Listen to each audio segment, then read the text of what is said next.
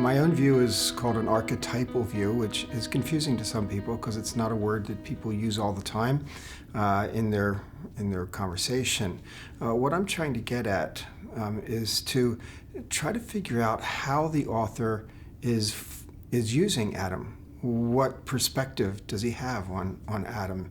And for that, I need to make sure I look at the literature carefully. My big concern is that we read the text carefully, but that we also read it as an ancient document, which it is. And so those things kind of frame my approach.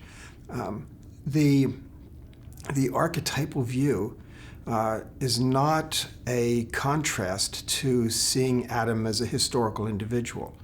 I do indeed believe that Adam was a historical individual, and by that I mean he's a real person who truly existed and things of that sort.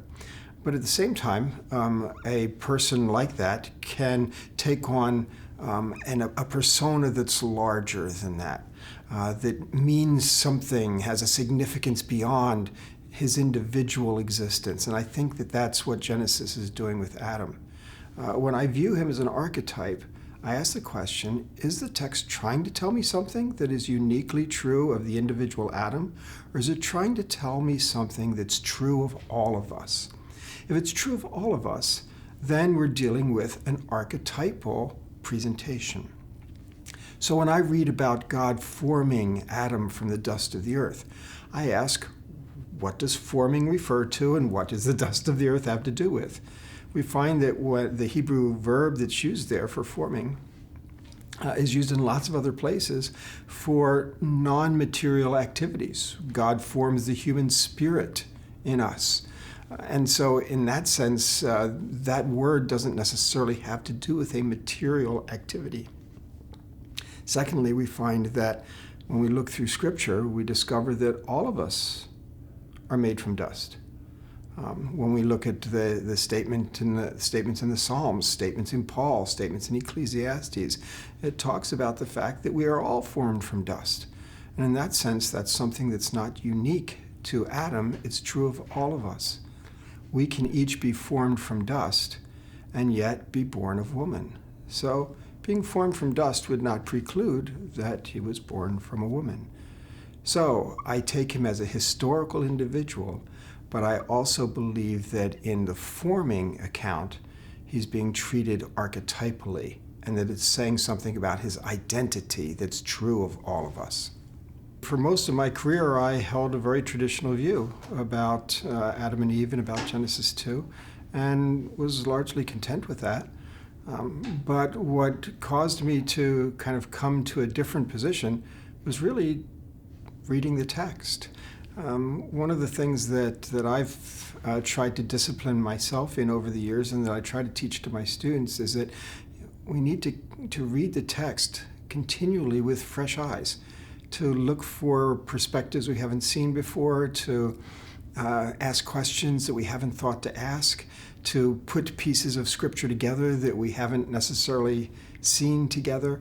And so it was really through that process that started to get me thinking that there was something going on here that I felt like I had been missing. I had been making certain assumptions. I had been looking at the text in modern terms. I hadn't been considering variations in how verbs or nouns are treated. And so in that sense, I started to see things in the text that were starting to point me in a different direction. You know, I think the future holds some exciting things as we consider the issues before us and try to think about them as Christians, as people who take the Bible seriously. The genome is a game changer. It's more information than we ever had, and we have to process what to do with it. The problem is that for many Christians, they say, I don't want science to trump the Bible. I don't want to be driven by science. And I agree with that.